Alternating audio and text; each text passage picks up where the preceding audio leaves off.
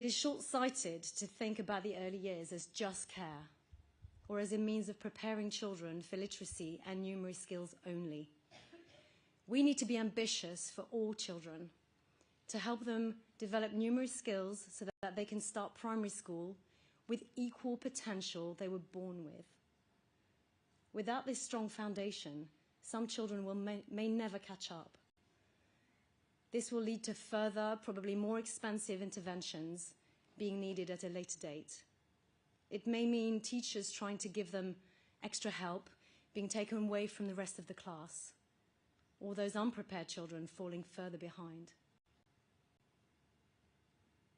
We need to make sure every child has the opportunities they deserve.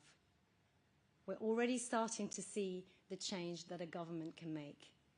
Hundreds of thousands of working parents can now get extra help with their childcare, with 15 hours government-funded early education each week for children aged 9 months and older.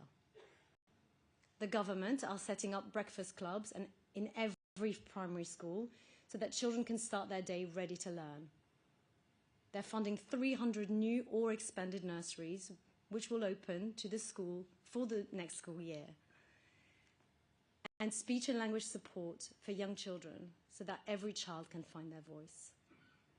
And they're supporting parents too in this very, very important time, with paternity leave and maternity leave being protected so working parents can spend time with their family. This government will keep going to help children like the ones that I work with and make sure every child gets the best start in life. Thank you.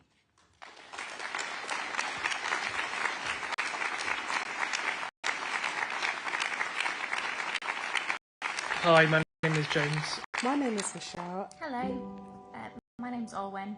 The cost of living crisis really hit my family hard.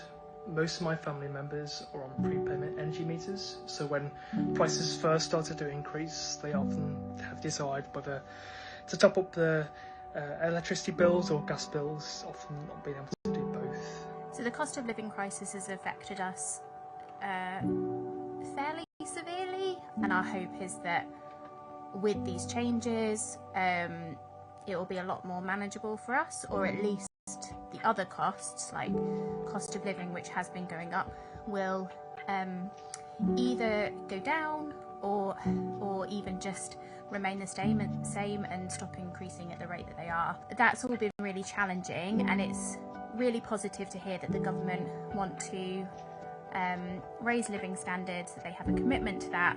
I support the government's pledge to increase living standards, as that will provide families the ability to afford the basics again, and also to provide them with hope towards the future. Finding affordable, suitable accommodation has been almost impossible. I'm 27 now, and as I look towards the future, I want to get onto the property ladder to help give the security and stability that I need to help start plan for a family. My daughter is young at the minute, she's only 5, but when she grows up I want her to be able to more easily own her own home, and it doesn't seem like that's really possible at the minute. So I support the government in building lots and lots of new homes. There are lots of people that need stable living conditions, stable bases, people that want to buy or rent homes, depending on their situation, that aren't currently able to because of the market and because of the availability of it.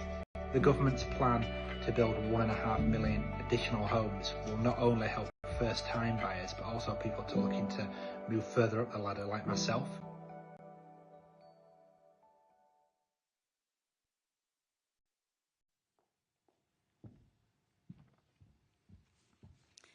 Hello, I'm Billie Jean Daniels. I'm an outreach teacher at the Royal Free Hospital Children's School. I'm a mum of two girls and a proud nanny baby, and I live in North London. I was diagnosed with and treated for breast cancer just over 2 years ago. I went to see my GP about a lump that I'd found, and she referred me to have it checked out. It took weeks and weeks to find out what kind of cancer I had, how advanced it was, and to start my treatment. Waiting was torturous. It was all I could think about, and my heart goes out to anybody that has to wait. When you're told you have an aggressive, highly recurring cancer, it is terrifying, and you just want to have it removed from your body. It was a torturous wait for my two beautiful daughters, for my mum, my dad, and for my friends. And in some ways, it felt harder for them at times than it even did for me. Once I started my treatment, everything fell into place and worked brilliantly, like a well-oiled machine. So getting into the system can be a struggle, but once in, I had such amazing care at the Royal Free Hospital. So following my treatment, chemotherapy, surgery, radiotherapy, targeted treatment, I found it incredibly tough. I struggled and with my mental health. I'm so appreciative for the fantastic support network around me, including Maggie's Cancer Charity.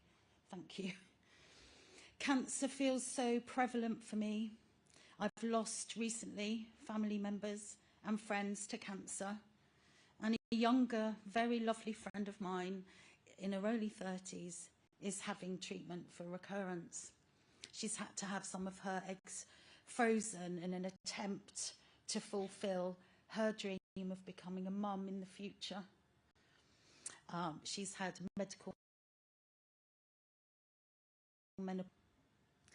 So having an awareness of so many people with cancer, and through my own life experiences, it's highlighted how vital it is that we invest in our precious and amazing NHS. I want to see an NHS where everyone who needs it gets the tests and the treatment that they need when they need it. And importantly, the support they need to cope with it and adjust back to their life. Starmer's government wants to. I was determined to do everything that I could do to fight. But without the NHS and the treatment that I received, I would not be here today. Modern medicine can be a lifesaver, but we need to fund it to make it happen.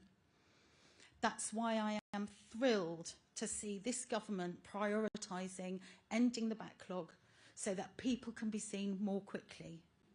Nobody with cancer should ever have to rely on being lucky. Thank you.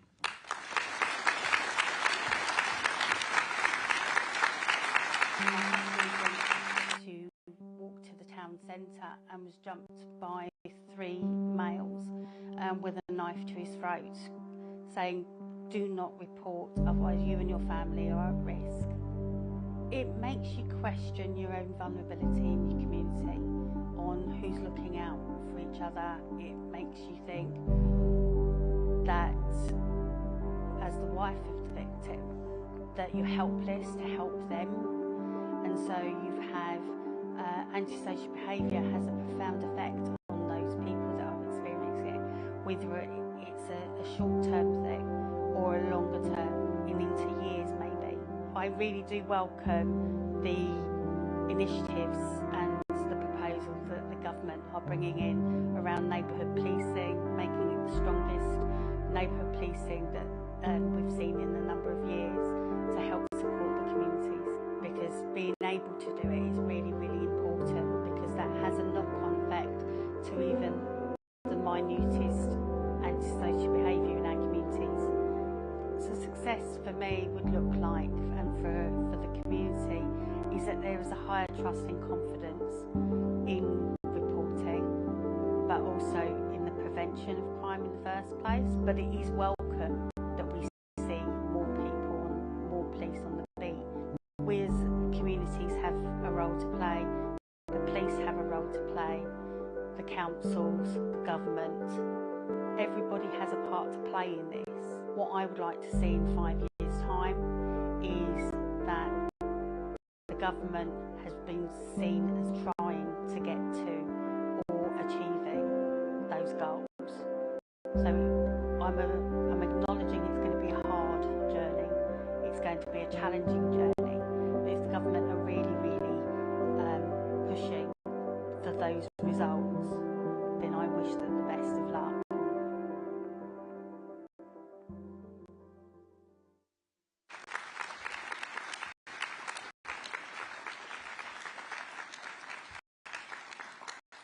Good morning, everyone. I want to start today by thanking everyone who's shared their story. This is why I do my job, to change the lives of working people. The Prime Minister will show today how our plan for change will do just that, with an unrelenting focus on the issues that people really care about. And it's an absolute pleasure to welcome you to Pinewood Studios, where so much magic has been made over the years. Fantastic films which showcase the best of British innovation, from Star Wars to Superman. Cleaning up the mess that we've inherited feels like a job for a superhero. But this isn't fiction or fantasy. It's down to a Labour government to do the job we have done throughout history. As Clement Attlee built the hundreds of thousands of homes for heroes from the rubble of the Second World War, Nye Bevan created a national health service helping everyone based on their needs and not their ability to pay. Barbara Castle and Harold Wilson secured equal pay with women unionising in the workplace. And Tony Blair and Gordon Brown tackled child poverty and rebuilt our public services from the ground up.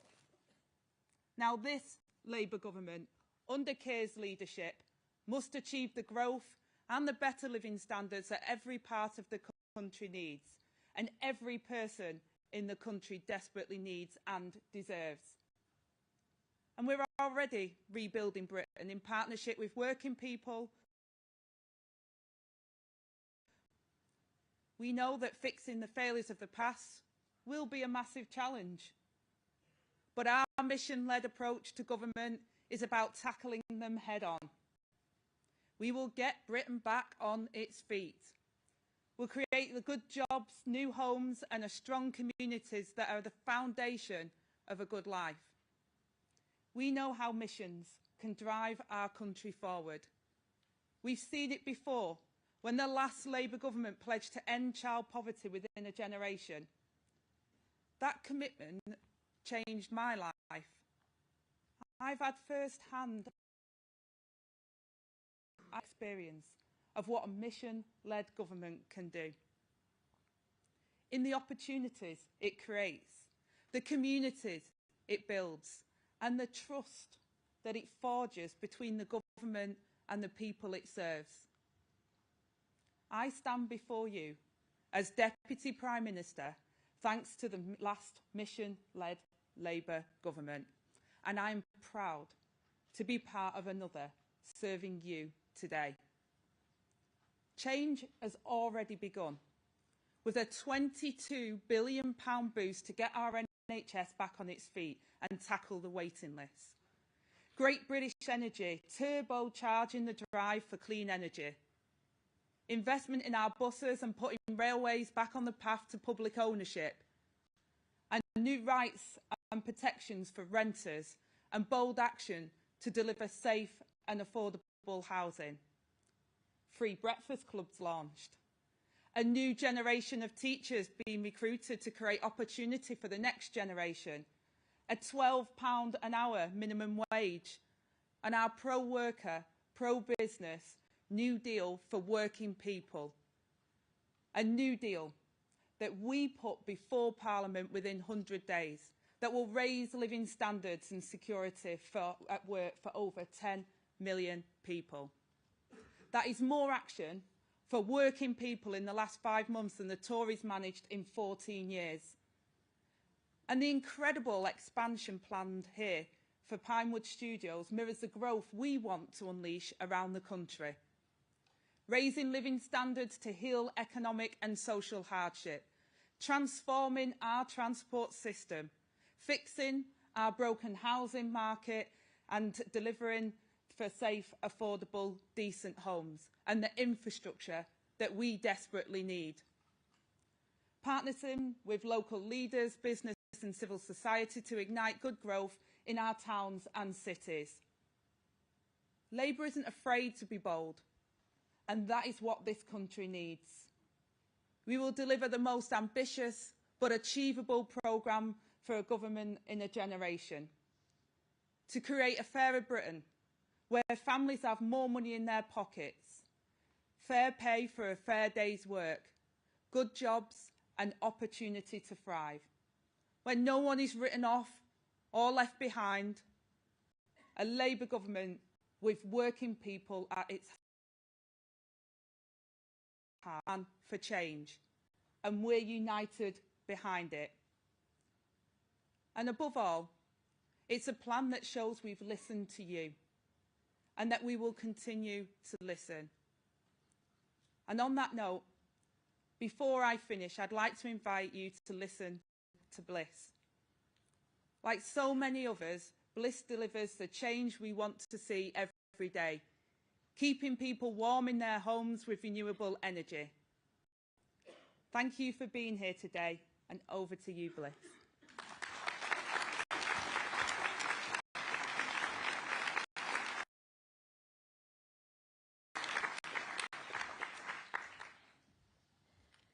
Good morning, everyone. I'm Bliss Cunning, and I absolutely love my job. I'm a plumber, officially known as a low-carbon heating support engineer, installing heat pumps for Octopus Energy. Every day, I get to help regular people enjoy the benefits of cheap, renewable energy in their homes while contributing to the UK's goal of net zero. I take pride in my work, and as someone worried about our climate, I feel really good about the change I'm helping to deliver. But it's been a journey to get here. When I left school, I didn't know what I wanted to do. I signed up to uni because that felt like the traditional route to a job, but I didn't enjoy it and couldn't see a career after study. I cut it short and decided to do what makes me happy. Becoming a plumber wasn't easy at the start. It's hard to get work if you haven't been an apprentice, and some companies don't create the opportunities for those starting out that Octopus has. But the rewards on the other side have been worth it. A couple of weeks ago, I did an install for a retired couple. It wasn't an easy job, and a bit of problem solving was required. Each day they cooked us a different lunch, which was so generous. And on the last day, I bought them flowers to say thank you. And that's what gets me out of bed each morning, is helping people. You hear a lot of stories about heat pumps, but most of them are not true. For me, it's not a competition with gas. It's just what saves on bills and what saves the planet. I'm already seeing people's attitudes changing. In just the space of a year, people are much more supportive.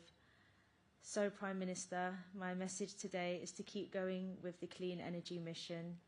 There are so many more heat pumps we can be installing, and they make such a difference to reducing our emissions. So thank you for making this agenda happen. Thanks for supporting clean technology, and thank you for supporting jobs like mine. I know we're making a real difference, and this is why I'm delighted to introduce today the Prime Minister Keir Starmer.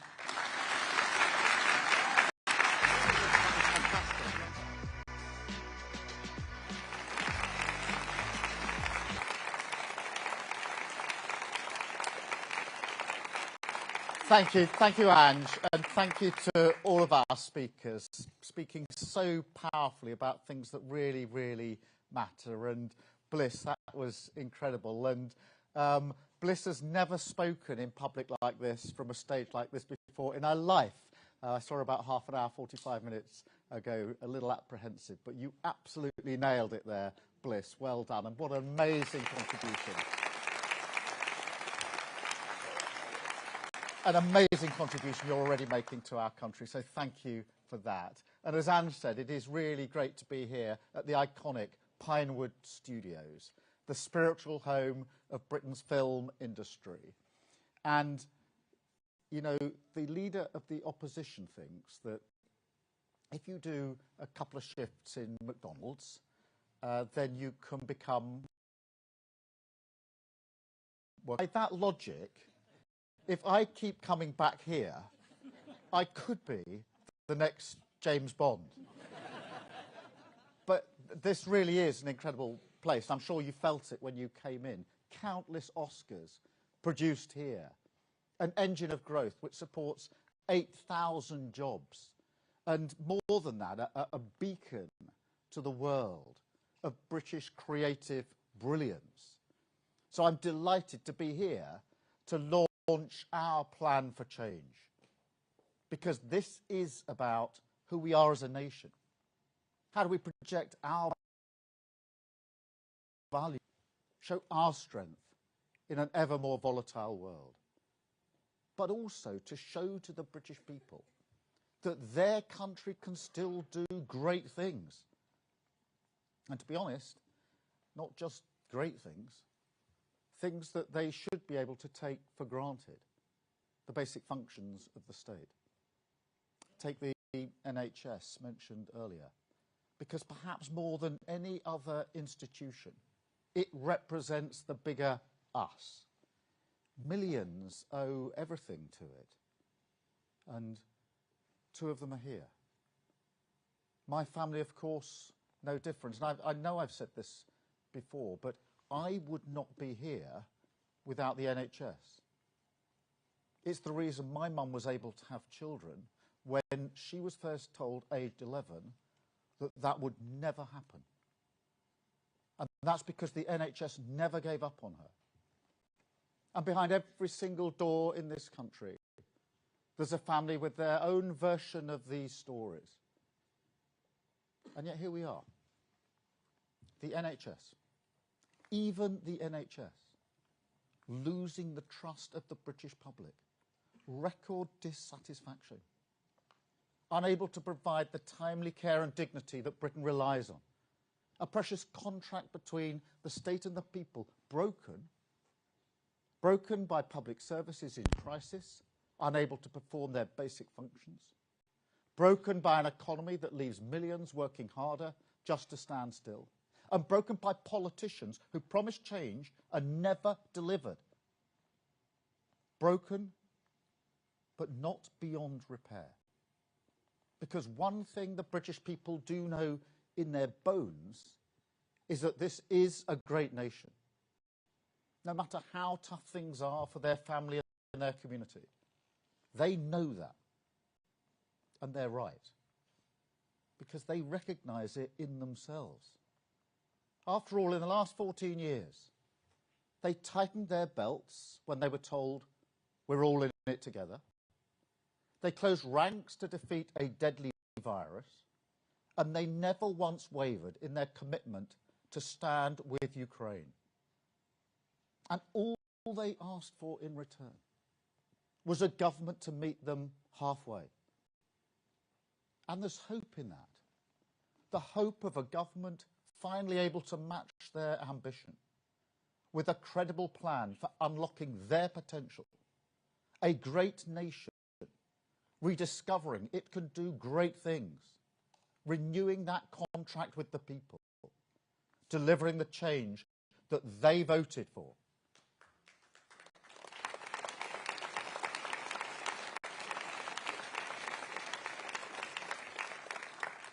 But that's the catch, isn't it? The purpose of this government is to make our public services and our economy work for working people, strengthen our country in a world that increasingly preys on weakness. It's a cause that demands nothing less than the full power of government. Yet that's precisely what's broken, isn't it? As I've said a number of times, fixing the foundations is like finding damp in your wall. You can paint over it, You get the hairdryer out and dry it. All done that. Hope it goes away. Or you can strip it out, rip out the plaster, and deal with the problem once and for all. But unless we fundamentally reform the way government goes about its business, unless we first change how we try to change the country, then the hairdryer is all we've got. And this is a big job. Prisons overflowing, the NHS on its knees, a £22 billion black hole in our public finances, which, to put that in context, is nearly half of what we spend on defence of our country. Now, I don't want to use that as an excuse. I expect to be judged on my ability to deal with it. And the work of change has begun. £25 billion invested in the NHS. Asylum returns up 53%. The minimum wage raised by a record amount. Stabilising the economy, fixing the foundations, clearing up the mess so we can take the country forward with our missions. Now, that doesn't happen by accident. There's no investment in our public services without difficult decisions.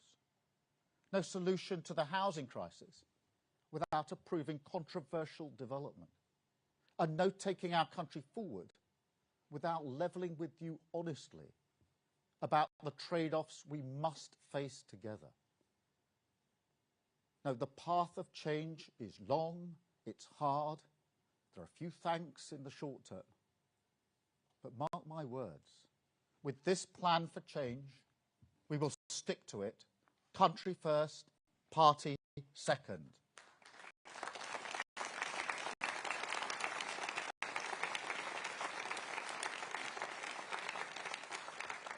So in that country first spirit, we change our plan, a plan for change, a plan that does two things at the same time. First, it doubles down on our national missions, a strategy that for all the has remained robust since we published it nearly 2 years ago. A strategy that will give the government and the nation, whether in calm or choppy waters, the stabilising certainty of the clear destination, guide us towards a decade of national renewal. Yes, some will say, we've heard these missions before. Where's the rabbit out the hat? In Westminster, they always say that. But I make no apologies for sticking to our plan, and no apologies for fixing the eyes of Whitehall, but on the long-term good of our country. However, to drive those missions forward in this Parliament and show our progress towards them, today we publish new milestones, measurable milestones, that will also give the British people the power to hold our feet to the fire. Because that accountability, that is part of how we shift the focus in Westminster towards long-term change. Second, our plan commits Whitehall to mission-led government, an approach to governing that won't just deliver change, but also change the nature of governing itself, fix the foundations and find tools for the job. Make no mistake, this plan will land on desks across Whitehall with the heavy thud of a gauntlet being thrown down. A demand, given the urgency of our times, for a state that is more dynamic, more decisive, more innovative, less hostile to devolution and letting things go. Creative on the deployment of technology, harnessing its power to rethink services, rather than replicate the status quo in digital form. Artificial intelligence is particularly crucial here. And this country, we are strong already, and we must become stronger still. And we must also tear down the walls of Whitehall, let the nation in, a state that builds its capacity through partnership, rather than viewing itself as the only source of expertise. Because ultimately, mission-led government is a plan for the nation, a partnership. Businesses, charities, campaigners, unions, investors, England, Scotland, Wales and Northern Ireland, the people of these islands, all pulling in the same direction on taking our country forward. Because at the end of the day, we all have a stake in change. We all look forward and see the same horizon. We all feel the burden of where we are as a country. The contract which must be repaired is ours. And that requires change. So this is our plan. It begins, as we set out in our manifesto, with strong foundations: economic stability, national security, border security. Those fundamentals never change, and we will never risk them. That's the argument we made and continue to make about the values of a changed Labour Party, serving the real concerns of working people, not changing the conversation, not walking away or talking down to them. And that's not just about immigration, but as ever, that shows the argument. Take these statistics that were published last week. Which clarity, how the Tories lost control of immigration, opened the borders deliberately to cover up the extent of their economic stagnation. Zero regard for the damage to trust in politics. Absolutely unforgivable. Now, this government will reduce immigration, legal and illegal, because that is what working people want. And not just on migration itself, also the way that they want the economy to grow for them. That is absolutely the change that we... And we're not hanging around. We're clearing the asylum backlog, processing thousands more claims than when we came to office, returns of foreign national offenders up 29%, on track for the highest overall number of returns for 6 years. That is what dealing with the problem seriously looks like. A much more meaningful deterrent than spraying taxpayers' money up the wall or the ridiculous Rwanda gimmick. And then, on those strong foundations, we rebuild Britain with our national missions, driven forward in the harsh light of accountability by the milestones for this Parliament. 1, higher living standards in every region of the country as we target the highest sustained growth in the G7. So working people have more money in their pocket. The burden of the cost of living crisis no longer intruding on the joy of their family life. 2, Britain rebuilt with 1.5 million new homes. So the security I enjoyed when I was growing up, the base camp aspiration of home ownership, doesn't move further and further away from working class families like mine. 3, safer streets, more police on the beat, stamping out antisocial behaviour in every community. Because nobody should feel insecure in the streets that they call home. 4, the best start in life for every child, with a record proportion of 5-year-olds starting school ready to learn. Because it's a scandal, an affront to the British value of equal respect, if we do not give every child, whatever their background, a fair chance to succeed. 5, clean power by 2030, homegrown British energy, making our country more secure. So never again can a tyrant like Putin attack the living standards of working people. And 6 waiting lists in our NHS cut. The 18-week target from referral to treatment finally met. A symbol of the NHS back on its feet, facing the future, dignity and care restored to millions.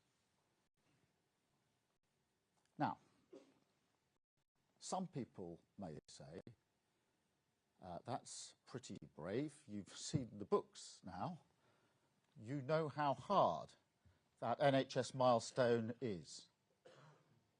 Building 1.5 million homes is ambitious, perhaps a little too ambitious. And look, I'll be honest, they're right. We face an almighty challenge to hit these milestones by the end of this Parliament. Like I say, we're starting from ground zero. Waiting lists over 7 million. Housing starts and permission the lowest for a decade. 1 in 3 children not ready for school at the age of 5. And that's kids in reception who aren't starting to read. They're struggling to speak. And, you know, in fact, given our inheritance, let's say on housing starts, clearly, if we don't turbocharge house building with reform, we won't meet that milestone. And if that level of candour surprises you, then honestly, it shouldn't. After all, what is the point of setting a target that you can deliver without bold action? That's not public service. That's political cynicism. No, the job of these milestones is to take our country forward, drive reform through the public sector. It's not about making the government look good. So yes, they are risky for us. Country first, party second. Because that is something we've totally lost sight of in British politics. And to be honest, I don't think there's a swamp to be drained here. But I do think that too many people in Whitehall are comfortable in the tepid bath of managed decline, have forgotten, to paraphrase JFK, that you choose change not because it's easy, but because it's hard. Now, I totally get that when trust in politics is so low, we must be careful about the promises we make. But across Whitehall and Westminster, that's been internalised as a don't say anything, set targets that will happen anyway, like Rishi Sunak's inflation target, for example. And then they wonder why working people won't give you a pat on the back. Wonder why working people no longer believe that politics can make a real difference to their lives. Our plan for change is a break, both with the unrealistic bluster of Boris Johnson, but also with the acceptance of decline that was Rishi Sunak's 5 pledges. Our plan for change is the most ambitious and credible programme for government in a generation. And we embrace the risk that comes with it. Because if there was no jeopardy, if there was no resistance, no blockages or impediments for us to remove, then as sure as night follows day, that would be a sign that we're not serious about delivering change. And I will never do that. The mandate was for change, and change is what we will deliver.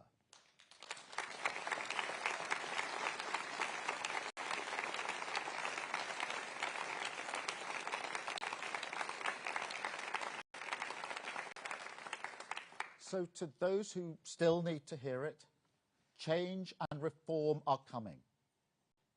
That's what this plan means. Productivity in the public sector is 2.6% lower than this time last year.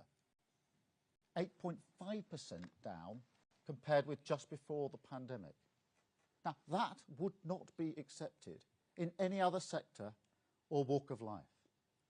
And I'm not going to subsidise it with ever-rising taxes on the British people.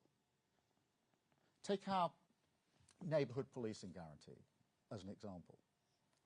That will deliver 13,000 extra neighbourhood police, visible on the beat, cracking down on antisocial behaviour, a named contactable officer in every community, a relief for millions of people scared to walk their own streets.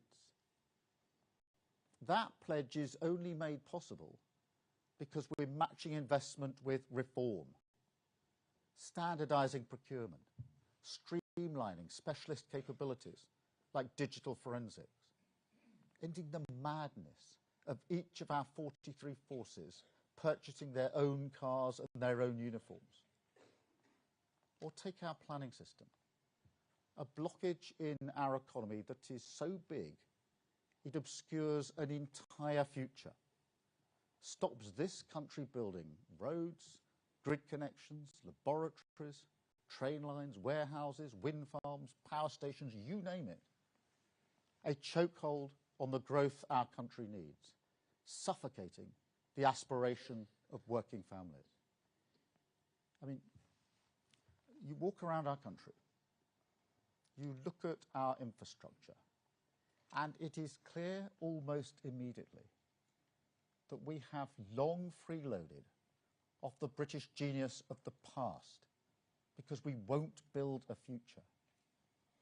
We haven't built a reservoir for over 30 years. And even the projects we do approve are fought tooth and nail and tooth until you end up with the absurd spectacle of a £100 million bat tunnel holding up the country's single biggest infrastructure project, driving up taxes and the cost of living beyond belief. And I tell you now, this government will not accept this nonsense anymore. We will streamline the approval process in the forthcoming planning and infrastructure bill. And driving through reform, I can announce another new target. Not just 1.5 million homes, but also 150 major infrastructure projects. A milestone that will triple the number of decisions on national infrastructure compared with the last Parliament. And just as importantly, will send a very clear message to the NIMBYs, the regulators, the blockers, the bureaucrats, the alliance of naysayers, the people who say, no, Britain can't do this. We can't get things done in our country. Well, we say to them, you no longer have the upper hand. Britain says yes.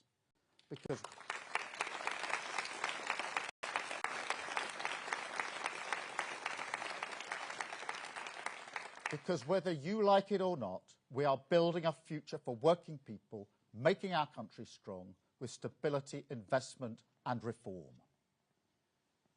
And we're building it with urgency because there's no time to lose.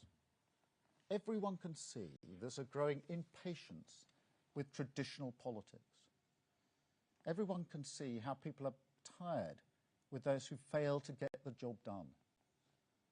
Now, populism isn't the answer to Britain's challenges. Easy answers won't make our country strong. But nobody can deny that this kind of politics feeds off real concerns. In fact, that's the crux of the matter. People haven't become radical ideologues. We are still, in our values, a pragmatic nation.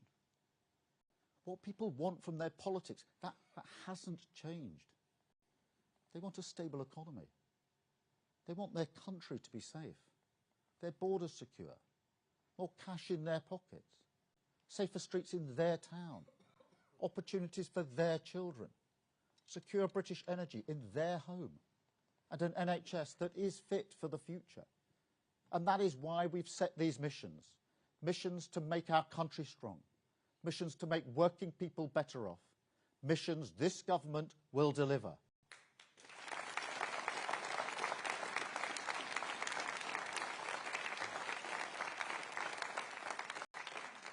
And I don't think these are unreasonable hopes. Clearly not. But nor do I underestimate how little faith there is from working people most of all, that politics can still deliver for them. And that's not unreasonable either. Because they kept to the contract, worked tirelessly for their family and their community, but the previous government never kept their side of the bargain. And that is what we must change. That is what these missions add up to. I don't want to give you the whole story about my parents all over again. But no matter how tough life was growing up, they always believed that if they worked hard, Britain would be better for their children. You can call that hope. You can call it security. You can call it aspiration. In the end, it amounts to the same thing. It's a feeling, a belief, a confidence that allowed working class families like mine to raise their eyes, to look forward and build their lives around the future. People can call that sentimental if you like, but I am convinced that if we unlock that potential, there is so much power in this country. I'm convinced that if we get these missions right, we can make our country stronger. I'm convinced that if we can show that politics can change Britain for the better, then we can face the future with confidence. A country secure in its values, determined to walk through the storm and build a new Britain with 1.5 million new homes, neighbourhood policing in every community, children starting school ready to learn, a more secure energy system, living standards raised, people better off, more cash in their pocket, and dramatically cut waiting lists. That is my plan for change, the driving purpose of this government, and we will stay the course. We will fix the foundations, repair the damage, reform government, and rebuild Britain through the power of change. Thank you very much. Thank you.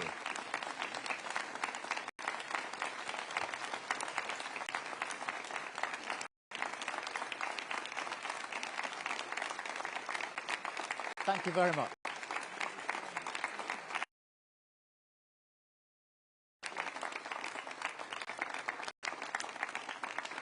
Thank you. I'm now going to take a number of questions from the media. I'm starting with Chris Mason from the BBC. Chris.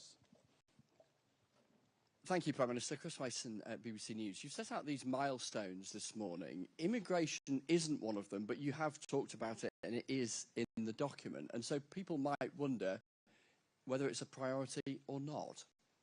Thank you. There are basics in government. One of them is security and security of our borders. And they're foundational. And they must be delivered. So immigration and control of immigration must be delivered. That is a foundational principle that any government must do. The missions then sit on top of that. They're the change that the government will then bring about. And so these are absolutely integral to our plan.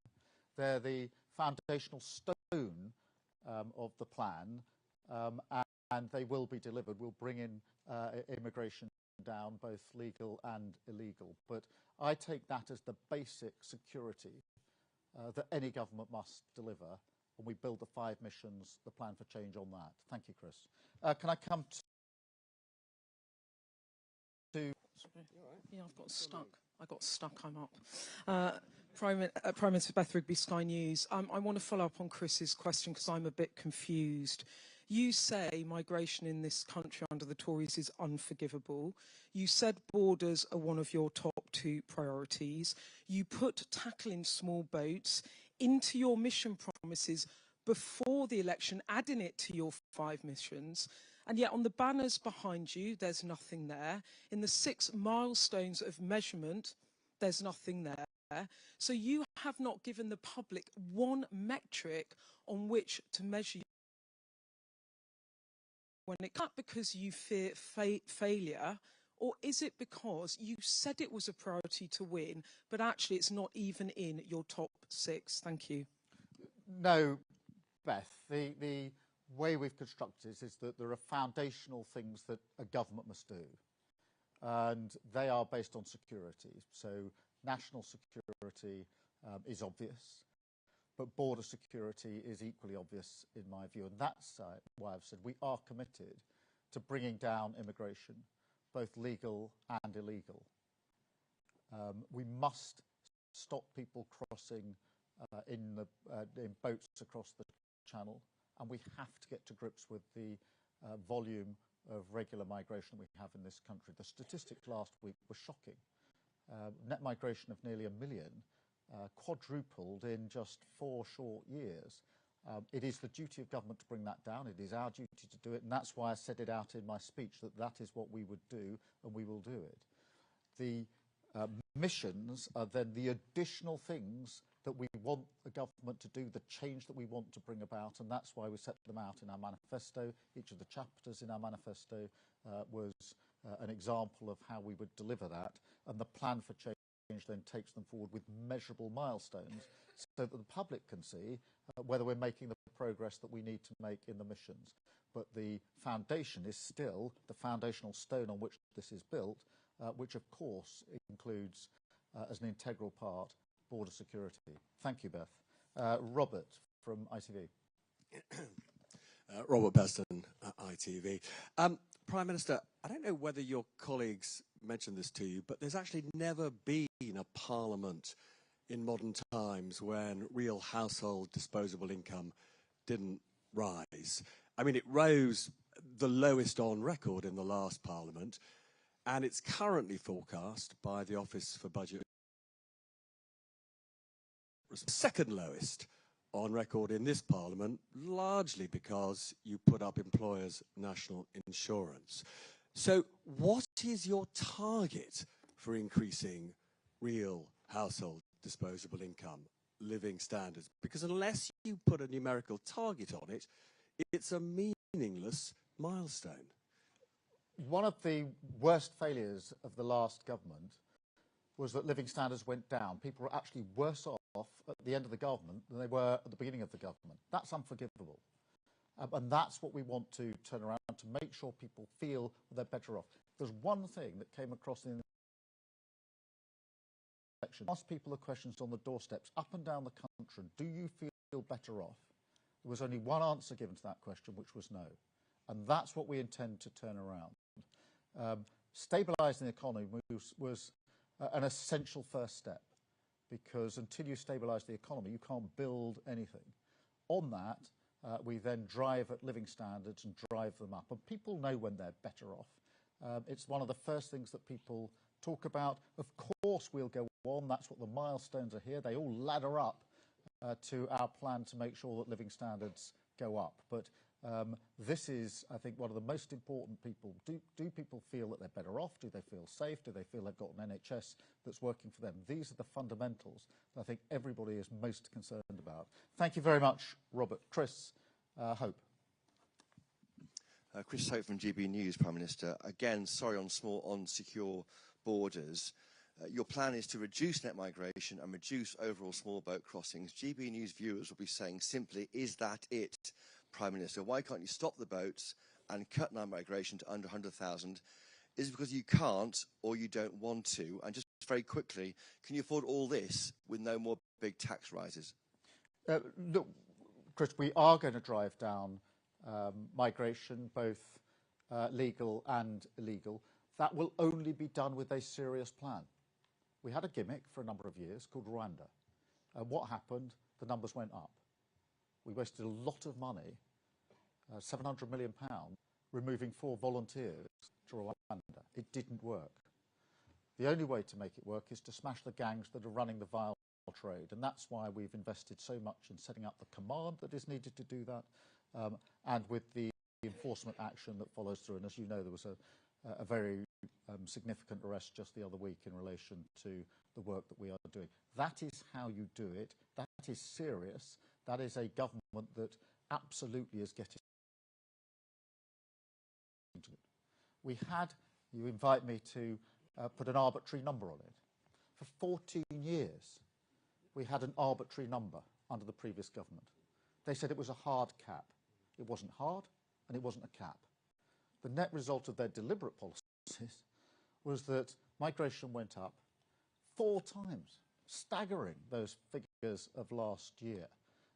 So we will not be following that approach. We're going to do this in a serious way to take migration down. And I think that's what the British public want, a serious plan to ensure we've got control of our borders, not arbitrary caps. One thing from the last 14 years is that they have the opposite of the desired effect. Thank you very much, Chris. Gary from Channel 4. Thank you very much, Prime Minister. I'd like to follow on something that Robert Peston was asking about there, because you say people know if their income's gone up, but you're very specific in here. You're saying you want the measure used, annual average growth of household incomes. You want that measure to go up. It went up by 0.3% in the last Parliament, and it's projected by the OBR to go up by 0.5%. Do you, under your give yourself a pass mark if it is 0.5%? Is that job done? And I've got to ask some of these other ones, which are slightly puzzling. On the NHS pledge milestone, sorry. What happens to all the other ones that you backed on the NHS in the general election, like, for instance, 4-hour waiting times for A&E?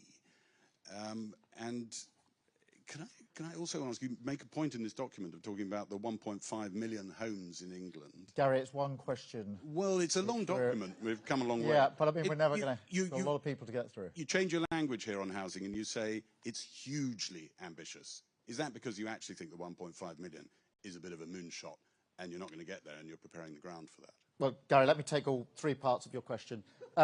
Firstly, on living standards, look, nobody feels they're better off under the last government. And, you know, we just tested that on the 4th of July across the entire country. One of the main conversations on every doorstep was people saying they didn't feel better off. In fact, they felt worse off. That's what we are intending to change, and that's why we've made it one of the priorities under the plan. On the second point you make about the NHS, I want to hit, because I do not accept the proposition that because you drive to deal with waiting lists, then everything else must suffer. That is part of the thinking of the last 14 years.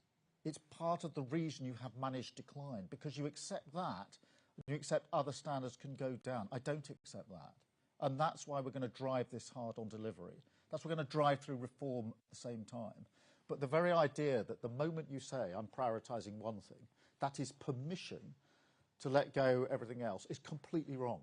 It's part of the wrong thinking that we've had for years in politics, and I don't accept it for 1 minute, and it is not built into our assumptions. On the 1.5 million house, look, it is ambitious.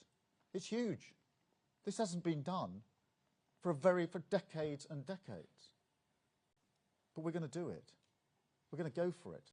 That's why we're going to take the difficult decisions. The reasons it hasn't been done is because people are too scared to take the planning decisions that were necessary.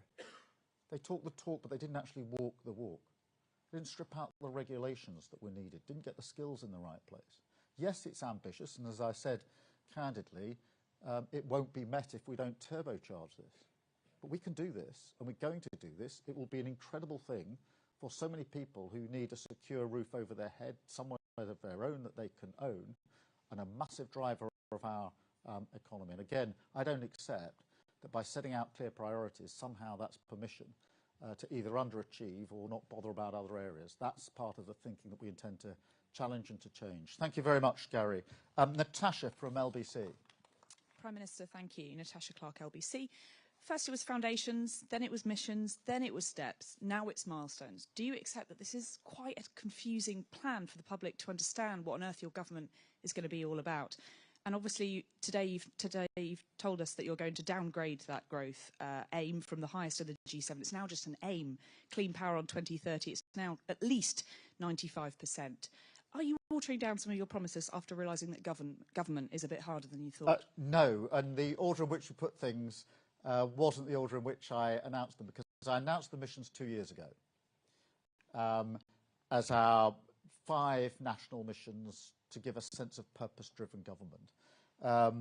And, you know, like all of the strategies I've set down since I became Labour leader before 2019, after getting through the 29 election, and then into the election of 2024, we've had a strategy, we've had a plan, and we've stuck to it. So those missions went down 2 years ago, we've stuck to them, I've just reiterated them now. We had them as our foundational documents in the manifesto. As I say, it was a chapter for each mission in the manifesto, so that's what we took to the country, that's the change that people voted for.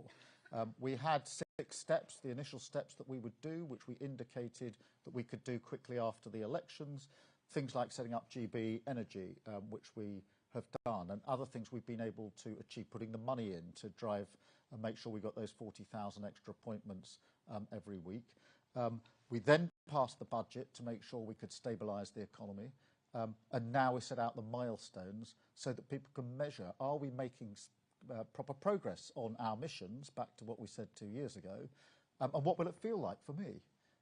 Will I have more money in my pocket? Will I be able to get an appointment at the NHS when I need it? So these are, if you like, something for the public to use to hold us to account on what we say we can achieve on the missions in the first 5 years. And I'll be absolutely straight about, it is also designed to push and drive the reform that we're going to need if we're going to ensure that we bring about the change that's so desperately needed. Thank you very much. I've got Eleanor from the Eye. Eleanor. Hello, Prime Minister. Eleanor Langford from the Eye paper. Labour previously stated that it was going to achieve 100% clean energy by 2030, but this document today only puts that at 95. Is Labour rowing back on its clean energy pledges? No, the clean energy pledge is today exactly what it was in the election. That has always been central to our mission. It's a bit like the 1.5 million homes. It's really difficult. And when we first set it out 2 years ago and started our conversations, almost everybody we spoke to said, that's tough. But then when we developed those conversations, people said it can be done, but it can only be done if it's turbocharged. So there's no watering down, there's a doubling down on the determination to achieve it. Thank you very much. Martin from the Express. Thank you, Prime Minister. I'll have another stab at immigration. I'm still not sure what your actual plan is to tackle illegal crossings, which are up since you've become Prime Minister, the asylum bill, which is up since you became Prime Minister, and Brian Bell, Chair of the Migration Advisory Committee, said at the weekend that we should expect a norm of net migration of around 350,000 per year. Do you agree with that? Well, the only way to tackle illegal migration is to take down the gangs that are running it.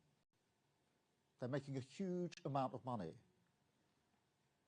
in order to put people on boats across the Channel, and we have to take them down. That's why we've set up the Border Security Command. That's why we're striking agreements with other countries. That's why I'm investing a lot of my time face-to-face with leaders to make sure that that law enforcement is coordinated and we have collaboration. I've done this before. I was Chief Prosecutor for 5 years. We had then, in my time, to deal with terrorist gangs who were also operating across borders. We had to deal with gangs that were moving drugs and guns across borders. I've never accepted, and I won't accept, and I've said this before and I'll say it every day, I've never accepted that apparently we can deal with terrorist gangs, apparently we can deal with gangs that are running guns and drugs, but apparently we can't deal with those people who are running this vile trade. I don't accept that. And I think that's the serious answer to this problem. not a gimmick that made absolutely no difference and cost a fortune. And so that's how we have to take down the gangs that are running the fur trade in the first place. On the asylum costs, of course we've got to bring them down. We've got to process the claims. Because the last government didn't stop the boats and didn't process the claims. They've got record numbers of people who are stuck in the middle, having to be accommodated at the taxpayer's expense. That was a ridiculous way to run the country, and we're going to change that. Thank you very much. Can I have Anna from the FT? Hi, Anna Gross from the Financial Times. When you select six targets like this, there's obviously going to be an opportunity cost for other policy areas that aren't being targeted. None of the six milestones that you've selected here seem like levers that will actually drive growth. There's nothing on skills, on training, on transport, on driving investment into the UK. Has the government given up on prioritising economic growth? And just a second part of that, you also previously said you'd have the highest growth in the G7 by the end of this Parliament. Is that still the ambition? Firstly, let me push back on the suggestion that none of these have got anything to do with growth. They've all got everything to do about growth. If you can't get an operation and you can't get back to work, it has a massive impact on growth.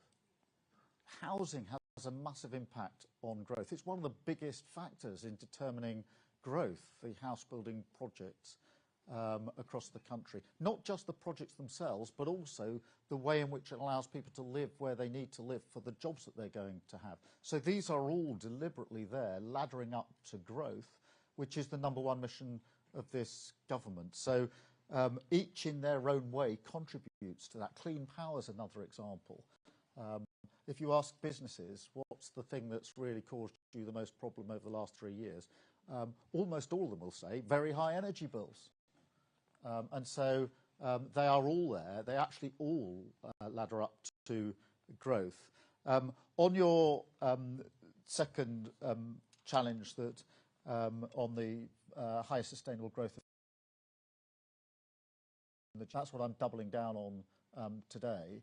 But what we're putting in place is a milestone so people can sense, can know and measure and hold us to account as to how we're doing on that. Because growth is fundamentally important. It remains the mission. We double down on it. But growth in the abstract doesn't feel the same or doesn't mean the same thing as people feeling they're better off. And therefore, I want to make sure that people understand, what do we mean when we say the highest sustainable growth in the G7? We mean you're going to feel better off. And so it's a milestone towards that mission which remains in place. Thank you very much, Anna. Ben from The Telegraph. Thank you, Prime Minister. Ben Riley-Smith from The Telegraph. Can I go back to that clean energy pledge? You seem to be suggesting nothing's changed, but I've got your manifesto here. It says 0 carbon electricity. That's 100% clean. Today you're saying 95% clean. So are you really arguing that voters, when they read 0 carbon, should have read 5% carbon? Well, Ben, the mission hasn't changed from the day I launched it nearly 2 years ago in terms of where we need to get to on clean energy by 2030. It's exactly the same as it always was. There's always going to be a mix, but that,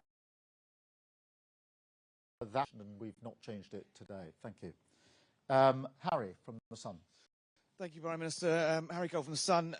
When Rishi Sunak unveiled his 5 pledges, you mentioned them earlier, you accused him, and I quote, of failing to tackle the big pressures the country face by picking easy targets, achievable goals. But haven't you just done exactly the same thing? This is low-hanging fruit, isn't it? There's no migration, no living standards, totally woolly targets on NHS reform.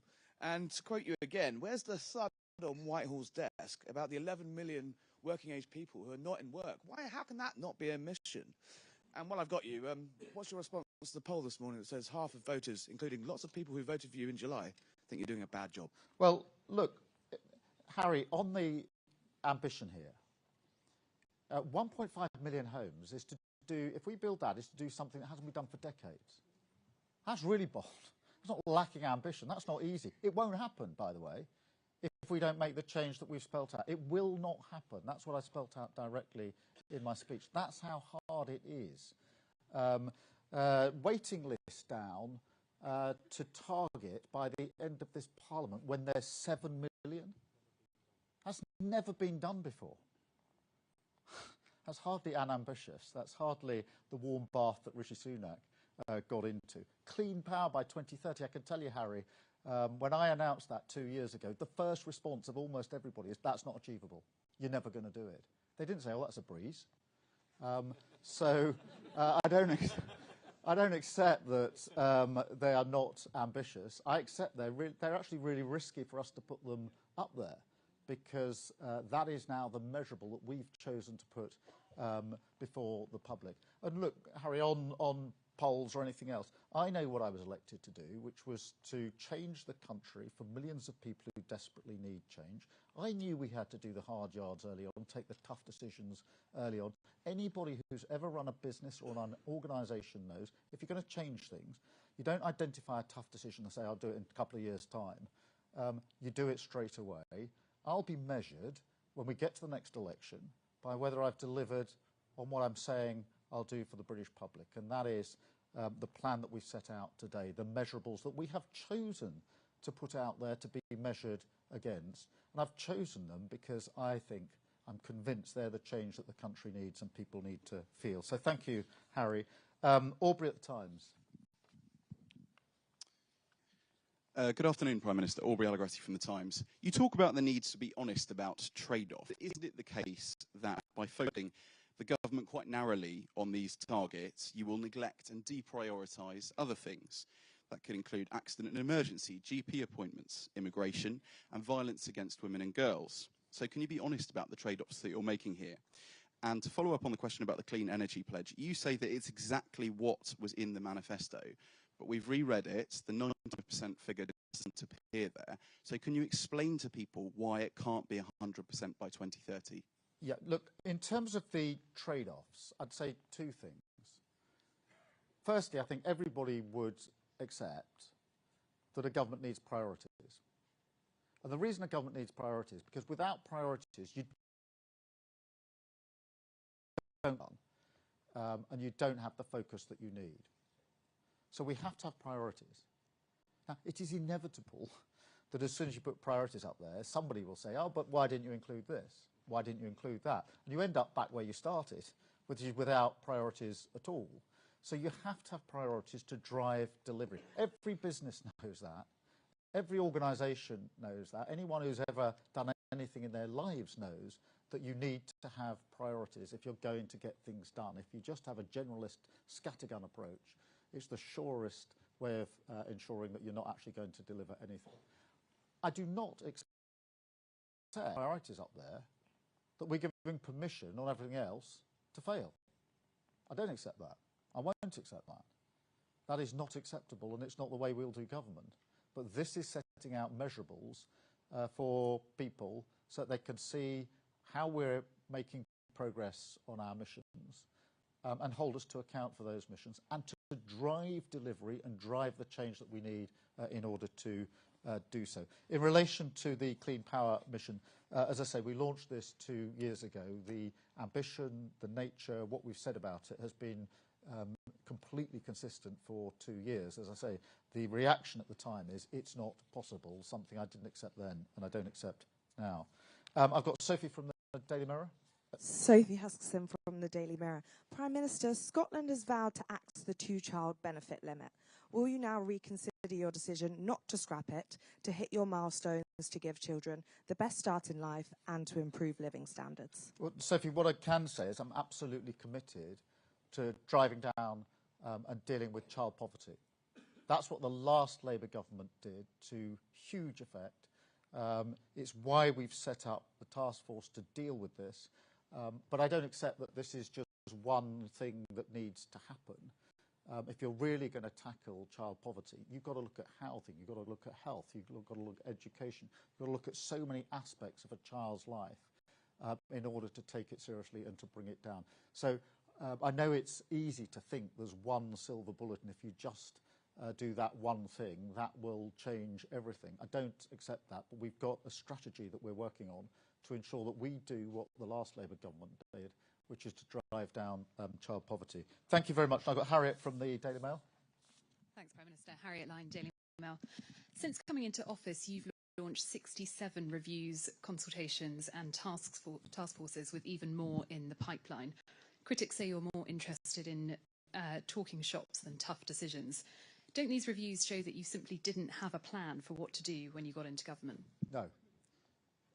And if you look at what we've done, there's a whole list of things that we've done already in government. I listed some of them in my conference speech in September.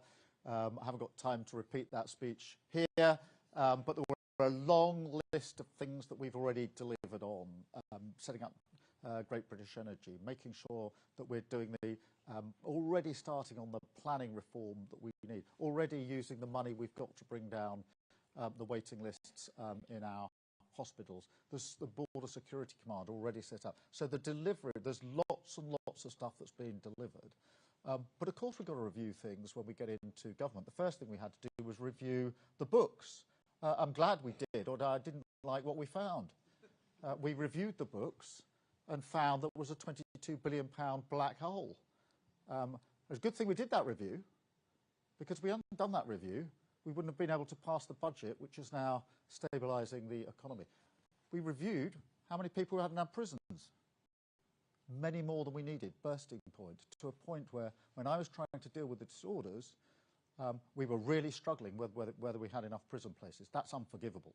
I don't care which political party anyone supports. That is totally unforgivable. We're reviewing what's going on in immigration, because the numbers that came out last week were staggering. Of course we're going to review how we're going to deal with that, because everywhere you look, the failure of the last government was much more profound and deep than even everybody thought it was on the 4th of July. So, like any business or organisation, as I say, you've got to understand what you're dealing with once you're in a position to deal with it. And that's why we are looking across the board, looking at what we've got to do, and already getting on with the change that we need. Thank you very much. Thank you all. Thank you for being here.